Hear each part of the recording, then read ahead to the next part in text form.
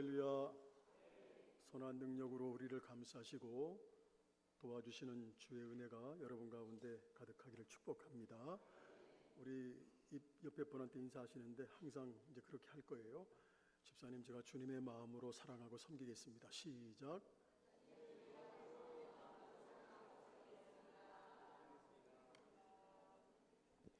기도의 부흥, 말씀의 부흥, 섬김의 부흥, 선교의 부흥, 진천과 한국과 세계를 예수마을로 만들어가는 교회. 아멘. 제가 자꾸 교회 소식 시간에 잊어버려서 미리 말씀을 드리고 설교를 하겠습니다. 이번 주하고 다음 주는 우리 진천 지방에 있는 비전교회 교회들이 특별히 목사님 사택 난방비를 우리가 매년마다 모금을 해서 전해드리는데 이번 주 다음 주 합니다. 여러분들 많이 동참해 주시기를 부탁드리겠습니다.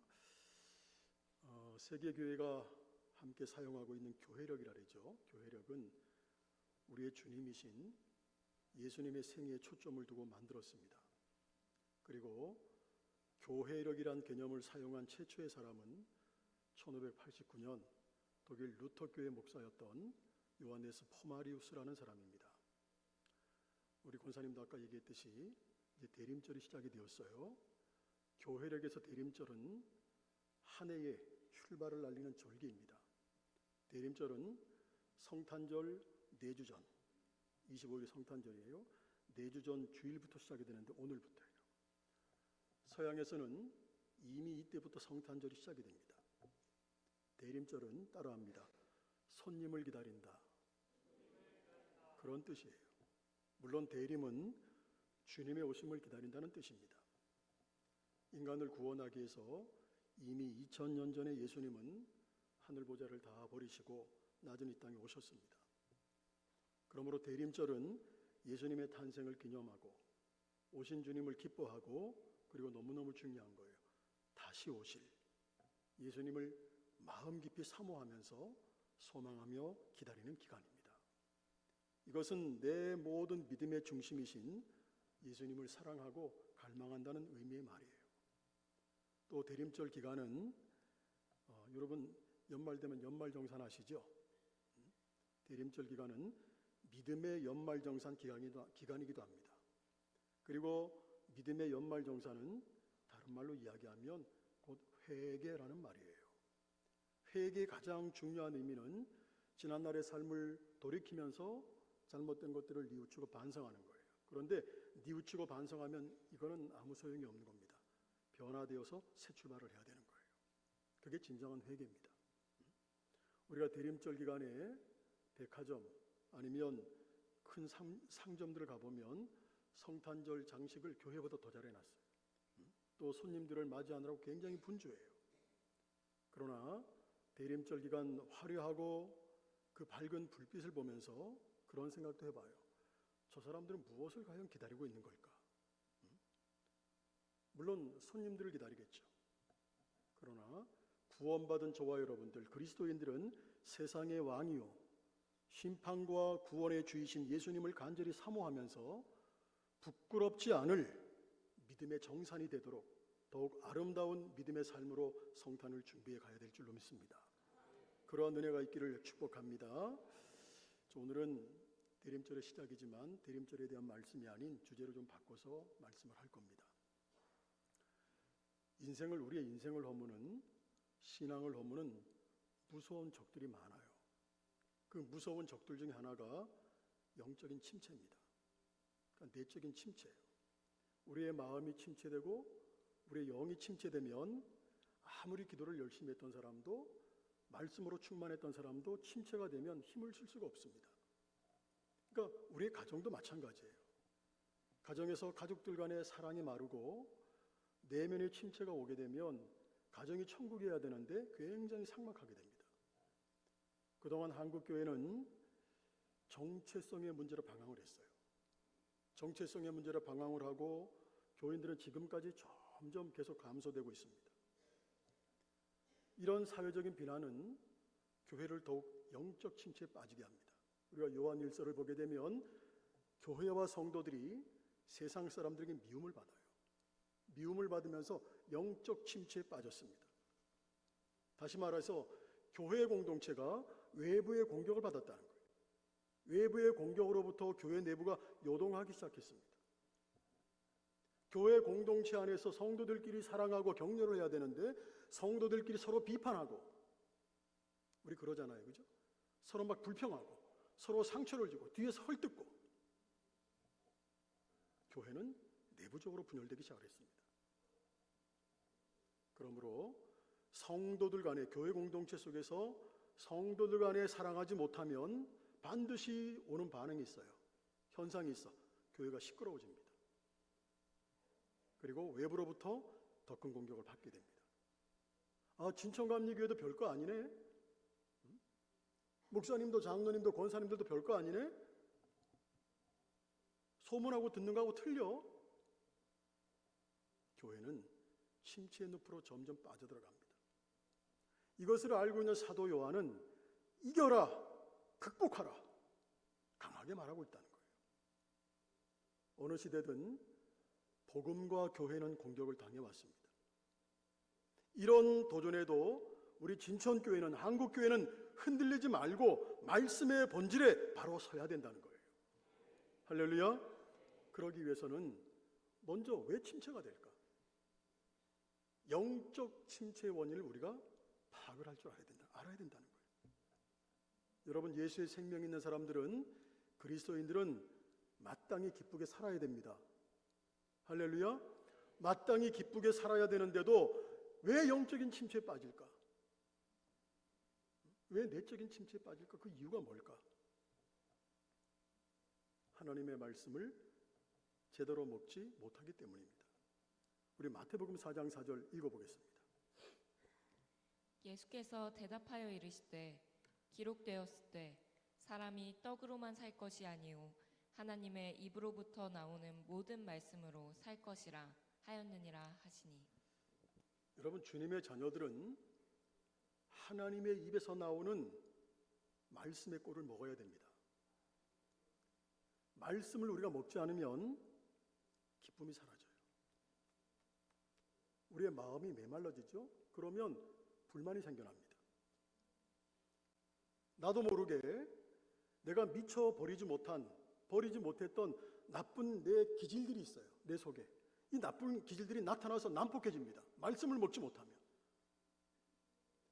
영적인 양식인 하나님의 말씀을 먹지 못하면, 그래서 개인이 흔들리는 거예요. 흔들리고 거기에 따라서 교회가 분열이 되고 영적 침체가 나타납니다. 얼마 전에 우리 기독교 연합성회 했죠. 우리 교회에서. 그때 서울 그 중앙침례교회 목사님 설교 너무 잘하시더라고요. 부흥회 때 굉장히 저도 많이 은혜를 받았는데, 우리가 부흥회 때나 아니면 특별한 집회나 이렇게 예배를 통해서 하나님의 말씀을 먹으면 여러분 행복하지 않아요? 그렇지 않습니까? 막 한 주를 살아갈 막 힘이 생겨지고 기뻐지고 즐거워지지 않습니까? 그것이 바로 세상의 여러 가지 어려움들을 이길 힘이라는 사실을 믿을 수 있기를 소망합니다. 또 하나는 사단의 공격이에요. 여러분, 이 시대에 지금 우리가 마지막 시대를 살아간다고 많은 사람들이 얘기하는데, 이 시대에서 정말로 중요한 것이 뭐냐? 분별하는 거예요. 분별의 은사예요. 사단의 최종 목적이 뭔지 아십니까? 여러분 자신이 여러분을 바라보는 거예요. 지금 내 신앙의 현주소, 나의 모습을 바라볼 때 정말로 보잘것없는 하찮은 존재로 나를 보이도록 한다는 거예요. 그래서 자꾸 하나님께로부터 멀어지게 합니다. 예배에서 멀어지게 하고 말씀으로부터 멀어지게 하고 하나님을 못 믿게 방해하는 게 사단의 전략이에요. 여러분, 그런 심정 많을 거예요. 사단은 과거에 내가 범했던 큰 죄든 작은 죄든 자꾸 생각나게 해요. 그래서 자주 정죄하고 나를 공격합니다. 그러다 보면 우리는 내가 옛날에도 이런 죄를 졌는데 또 졌네? 나는 틈만 나면 죄를 짓는 별것 아닌 존재야. 나 같은 인간이 무슨 성도야? 이런 생각을 하면서 스스로 침체의 늪에 빠져들어갑니다. 제가 예하집을 보다가 너무너무 귀중한, 좀 여러분들에게 소개를 해드려야 될 예화 같아서 소개를 합니다. 서울서 신앙생활하는 어떤 형제가 있었어요. 이분은 직장을 잘 다니고 있는데 대학 시절부터 교회에서 찬양인도를 했어요. 정말로 성실하게 신앙생활을 해오던 그런 성도였습니다. 하지만 회사 업무가 너무 많은 거예요. 그러니까 스트레스를 받죠. 스트레스가 극심해지고 이게 스트레스가 많으니까 자꾸 예민해지는 거예요. 인간관계까지 문제가 겹치는 거예요. 그러니까 그의 삶에 점점 짙은 어둠이 들어오지는 거예요.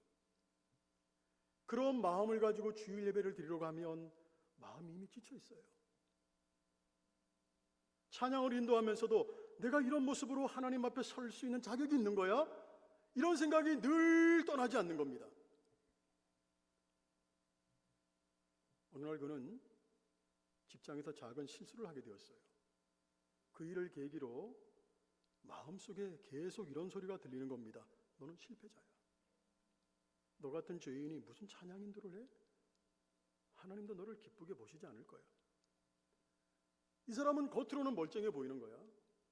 겉으로는 멀쩡해 보였지만 속에서는, 내적인 이 속에서는 깊은 자책, 두려움이 계속해서 쌓이고 있었습니다. 이 형제는 어느 순간부터 성경을 펴기가 싫었어요. 기도할 때면 자신이 하나님께 버림받은 사람처럼 느껴졌습니다. 그래서 그는 친한 친구에게 이런 고백을 했어요. 기도하면 할수록 더 죄책감이 들어. 하나님은 내 기도를 듣지 않으실 거야. 차라리 교회를 쉬는 게 나을 것 같다. 사단은 정죄라는 무기를 사용해서 이 형제의 마음을 계속해서 무너뜨리고 있었습니다. 이 형제는 자신이 끊임없이 죄를 짓고 있다는 착각에 사로잡혔어요. 그래서 예수 그리스도의 보혈의 은혜가 아니라 자신의 부족함만 바라보는 거예요. 그 때문에 영적인 침체는 더 깊어져 갔습니다. 여러분 그런 경험 많이 하시죠? 여러분들도 원수마귀 악한 영들은 너 옛날에도 그랬는데 또 그랬지? 자꾸 우리를 정죄해요. 침체에 빠뜨립니다. 그러나 분명히 아십시오. 오늘도 살아계시는 하나님은 옛날에 저지른 자식의 잘못을 다 용서하시고 잊어버리시는 부모님의 모습으로 우리에게 다가오신다는 거예요. 할렐루야. 이 형제는 어느 날 수요일 예배 때 로마서 말씀을 듣다가 녹아졌어요. 로마서 8장 1절 우리 같이 한번 읽어보겠습니다. 그러므로 이제 그리스도 예수 안에 있는 자에게는 결코 정죄함이 없나니. 이 말씀을 듣는 순간 마음이 다 무너져 내렸어요. 그동안 자신을 붙들고 있었던 정죄는 하나님이 주신 것이 아니라 사단이 속삭인 거짓이었다는 것을 깨닫게 되었어요. 그 후에 이 형제의 삶은 서서히 회복되기 시작했습니다. 또 하나는 언젠가도 제가 이 부분은 한번 말씀드린 것 같아요. 완벽주의적인 기질 때문입니다. 우리가 영적으로 침체되는 이유는 여러분 오직 하나님 한 분만 완전하세요. 믿으십니까? 그분만 완벽하세요. 근데 많은 사람들이 착각하는 것이 있어요. 인간은 결코 완벽할 수 없다는 사실을 자꾸 부정해요. 여러분 성격이 어떤 분들은 그렇게 얘기해요. 저분 성격 되게 깔끔해. 뭐 좋은 말이죠. 성격이 깔끔해야 좋지만 너무 깔끔해도 안 돼요.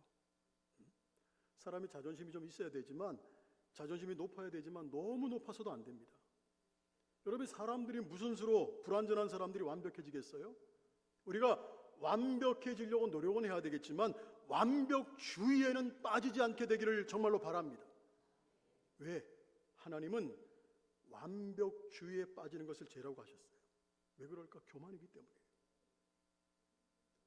사람이니까 나쁜 생각할 수 있거든요. 실수할 수 있어요.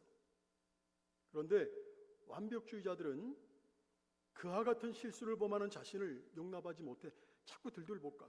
그럼 어떤 현상이 나타납니까? 어느새 내 안에 있는 다른 가능성까지 다 죽여버립니다.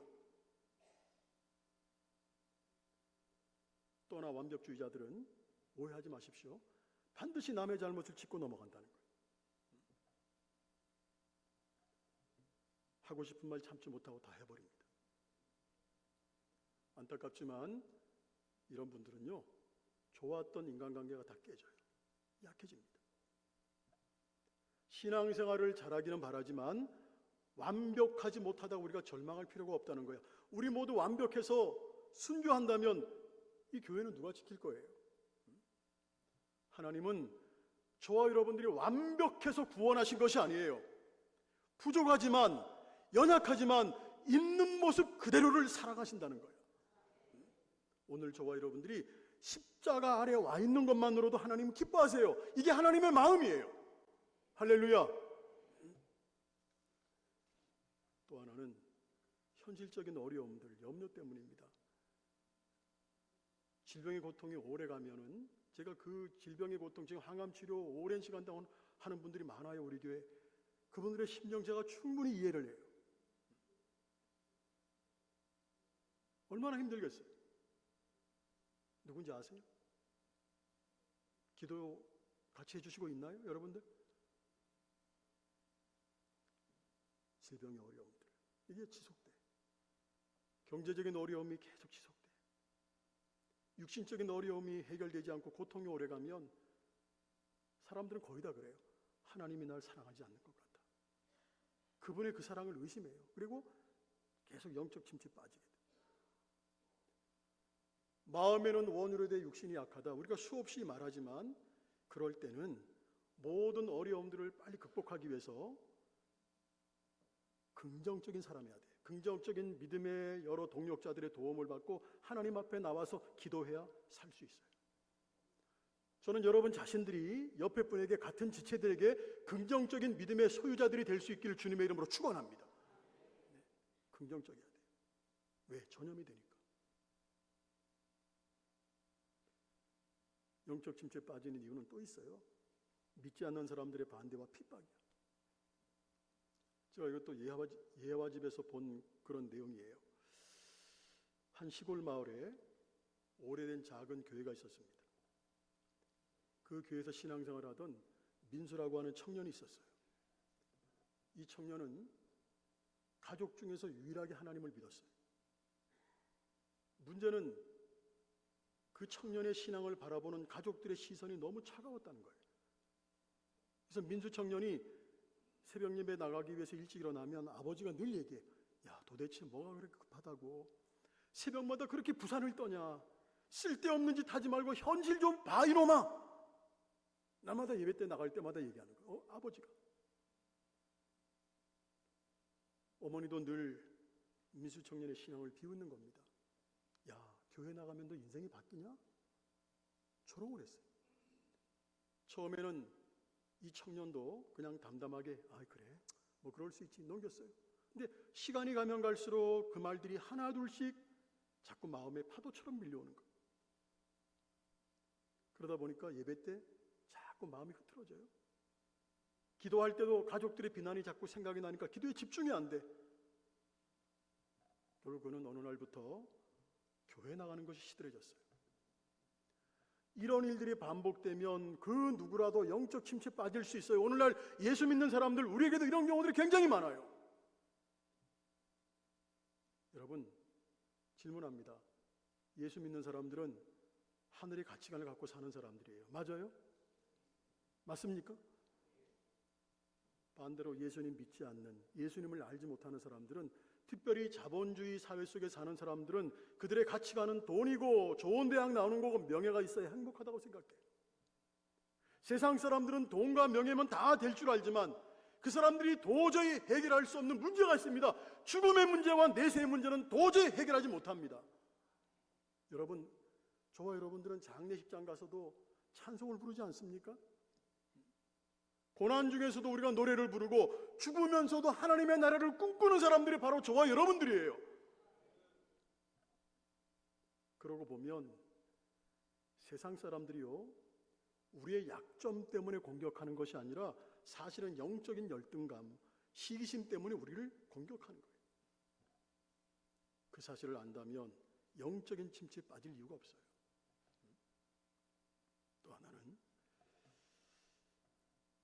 육체의 피곤함이에요. 저도 그런 경우들이 가끔 있어요. 그래서 우리 집사람한테도 내 생각하진 의도와는 전혀 상관이 없는 말들이 막 툭툭 튀어나와. 때론 막 집사람에게 상처를 주기도 하고 그러는데, 육체가 극도로 피곤하면 몸에 이상한 반응이 생겨요. 사람들이 예민해져요. 막 신경질적으로 돌발적인 행동을 하게 돼요. 이럴 때는요, 기도도 안 돼요. 그냥 모든 일들을 억지로 하게 됩니다. 이럴 때는 무조건 쉬어야 되는 거예요. 그래서 성경은 안식하는 법을 우리에게 가르치고 있습니다. 우리는 다 육신을 입고 살아요. 육신을 입고 살기 때문에 일이 마음대로 안 될지라도 피로가 몰려오면 쉴 줄 알아야 돼요. 예레미야 여러분 아시죠? 850명의 바알 선지자들과 싸웠습니다. 승리했어요. 승리한 후에 바로 어떤 일이 왔습니까? 이세벨과 아합이라는 그 당대의 권력자들, 그 사람들의 도전을 받으면서 엘리야가 너무 힘든 거예요. 피곤하고 지친 거예요. 그래서 로뎀나무 아래에서 뭐라고 얘기합니까? 하나님, 저 차라리 죽여주세요. 그렇게 고백하면서 3일 동안 깊이 잤어요.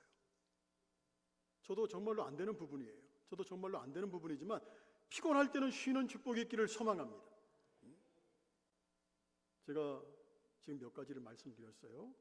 우리의 내적인 침체, 영적인 침체가 오는 이유. 그런데 또 중요한 거, 이것들을 어떻게 극복할까? 이걸 어떻게 이길 것인가? 이게 중요하죠. 성경은 한마디로 얘기합니다. 따라합니다. 사랑하라. 사랑하라는 거예요. 그래야 침체를 극복할 수 있습니다.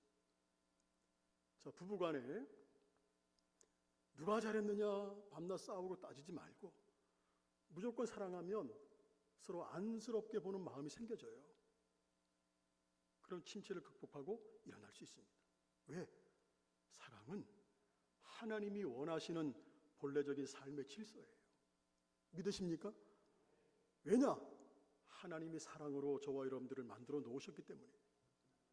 그래서 교회에 나와서 하나님의 사랑과 성도들의 사랑을 깨달으면, 두 가지예요. 여러분들이 신앙생활 하면서 하나님의 그 엄청난 사랑과 성도들의 사랑을 깨달으면 반드시 영과 혼과 육이 살아나게 되어 있습니다. 이것이 원래 하나님이 세우신 최초의 질서예요. 그리고 영적인 침체를 극복하기 위해서 가장 먼저, 정말로 중요한 거예요. 가장 먼저 자기 자신을 사랑할 줄 알아야 된다는 거예요. 우리가 사랑하되 자기 자신을 바르게 사랑하는 거예요. 자아가 건강하고 자신을 진정으로 사랑해야만 이웃도 사랑할 수 있는 것이고 하나님도 바르게 사랑할 수 있어요. 성경은 내 이웃을 내 몸처럼 사랑하라. 스스로를 진정으로 사랑하면 그만큼 이웃을 진정으로 사랑할 수 있습니다. 진정으로 자신을 사랑하는 가장 중요한 방법은 내가 누굴까? 나를 사랑하기 위해서 내가 누군지 알아야지. 할렐루야. 이것을 정체성이라고 하는데 다른 말로 자기 존재감이에요. 우리 갈라디아서 4장 1절 7절 같이 한번 읽어보겠습니다. 시작. 내가 또 말하노니 유업을 이을 자가 모든 것의 주인이나 어렸을 동안에는 종과 다름이 없어서 그러므로 내가 이후로는 종이 아니요 아들이니 아들이면 하나님으로 말미암아 유업을 받을 자니라. 여러분 옆에 분 이렇게 보세요. 옆에 분이 보통 사람이 아니에요. 예수님의 목숨을 담보로 구원받은 사람이 옆에 분이 얼마나 귀해요. 여러분들 보통 분이 아닙니다. 예수님의 목숨을 담보로 구원받아 하나님의 자녀가 되어서 하나님의 나라를 유업으로 이어받을 하나님 나라 상속자들이에요. 그런데도 힘든 이유는 우리가 아직 어리기 때문입니다. 분명히 우리는 하나님의 자녀로서 하나님의 나라를 유업으로 받고 세상을 다스릴 권세를 가진 존재이지만 우리는 아직 어린 초등학생 같아서 세상의 법칙과 율법에 때로는 종노릇하며 살고 있어요. 하나님과 여러분 스스로를 바라보고 내가 얼마나 소중한 존재인지 깨달아서 사랑하게 되면 어려움을 극복할 힘이 생겨질 줄로 믿습니다. 이것을 깨닫고 하나님 바라보고 나를 바라볼 수 있기를 소망합니다. 그래서 자신의 정체성과 존재감을 분명히 하고 스스로 사랑하시는 여러분 될 수 있기를 주님의 이름으로 축원합니다. 세상 사람들은 우리의 약점을 보고 공격하지만 그래도 우리는 그들을 사랑하고 축복해야 됩니다. 그들이 영적인 열등감을 가지고 우리에게 다가온다 할지라도 우리는 사랑으로 품어야 됩니다. 초대교회를 보게 되면 예수 믿는 사람들을 마구 잡아서 감옥에 가뒀습니다. 그리고 죽였어요. 그렇지만 성령 충만을 경험한 초대교회 사람들은 그 속에서 하나님을 신뢰했습니다. 하나님을 의지했습니다. 고난을 참았습니다. 그리고 마침내 백성들의 칭송을 받게 되었습니다. 여러분, 진정으로 이웃을 사랑하려면 경쟁의식을 넘어서야 됩니다. 자, 누구든지 경쟁을 하면 교회 공동체 속이든 아니면 밖에 사회생활을 하든 누구든지 경쟁을 하면 꼭 오는 것이 있어요. 질투하는 마음이에요. 자, 경쟁을 하면 따라오는 것이 뭐다? 시기 질투하는 마음이에요. 시기 질투는 뭘 부른다? 싸움을 부릅니다. 그래서 경쟁의식을 넘어서 따라합니다. 형제의식. 자, 어떤 의식? 경쟁의식을 넘어서 형제의식을 가지고 이웃을 사랑하고 지체를 사랑해야 되는 거예요. 형제의식이 뭡니까? 이웃이 잘 되는 것은 곧 내가 잘 되는 것. 이게 형제의식이에요. 옛날에는 사촌이 땅을 사면 배가 아팠어요. 그게 아니라 사촌이 잘 되고 이웃이 잘 되고 내 지체가 잘 되는 것은 곧 내가 잘 되는 것이라고 생각하는 것. 이게 형제의식이에요. 근데 잘 안 되죠? 그죠? 잘 안 되잖아요. 교회 안에서도 한 형제인 교인들끼리 절대 경쟁하지 마십시오.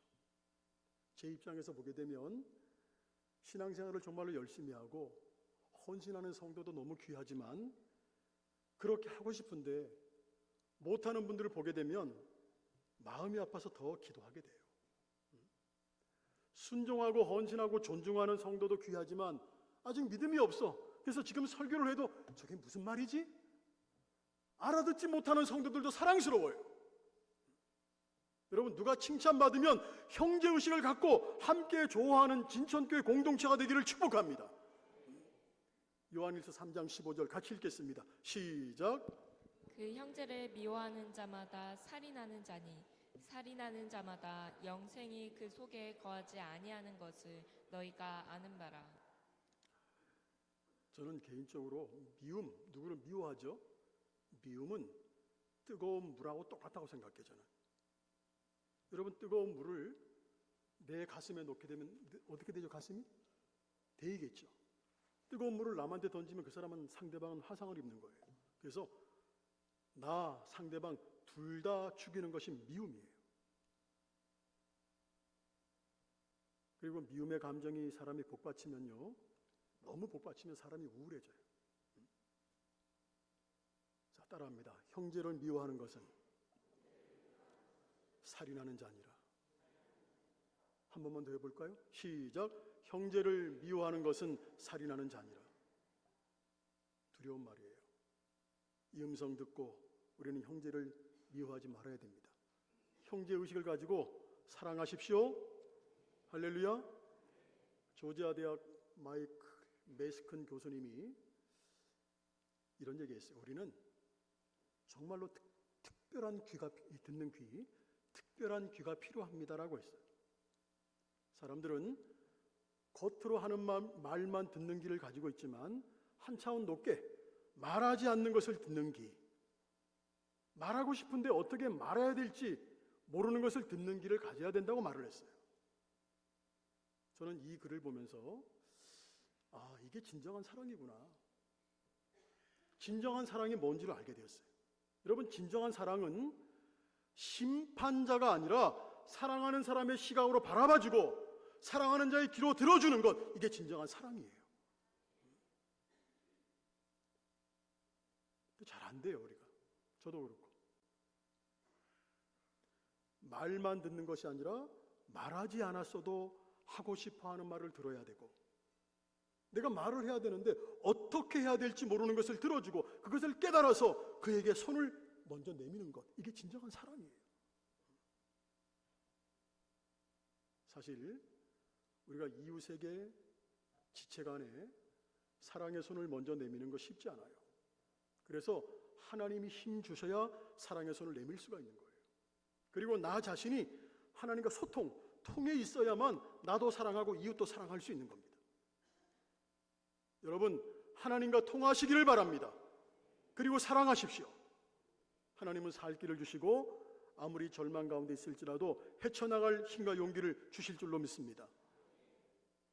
강철왕 카네기, 이 말씀도 제가 한번 드렸던 기억이 나는데, 카네기는 이런 얘기했어요. 보통 사람들은 자기 에너지의 25%를 쓰고 가지만 훌륭하다고 하는 사람들은 50%를 쓰고 간다. 자기 에너지의 100%의 열정을 쏟으며 사는 사람들에게 세상 사람들은 머리를 조아릴 것이다. 이런 말을 했어요.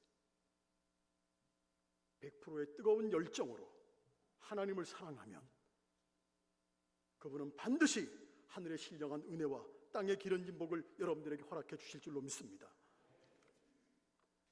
성도 여러분, 믿으십시오. 사람의 힘으로 할 수 없어도 성령님이 우리 가운데 오시고 우리를 위로해 주시면 은혜가 회복이 됩니다. 자, 은혜가 회복이 되면 따라합니다. 기뻐진다. 할렐루야. 또 사랑할 힘과 용서할 힘이 생깁니다. 기뻐지면. 그래서 내적인 침체를 극복하는 인생이 될 수 있어요. 자신을 사랑하고 이웃을 사랑하고 하나님을 사랑해서 영적인 침체, 내적인 침체에서 훌훌 털고 일어나시는 여러분 될 수 있기를 주님의 이름으로 축원합니다. 기도하겠습니다.